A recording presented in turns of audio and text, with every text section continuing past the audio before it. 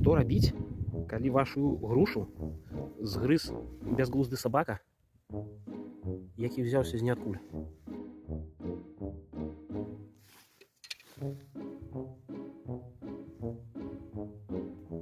Адпілоўваем ніжэй раны.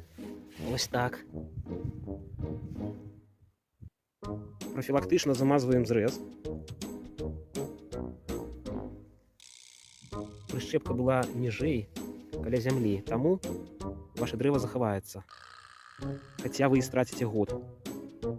Ваше дрэва захаваецца пры ўмове, што бязглузды сабака не вернецца.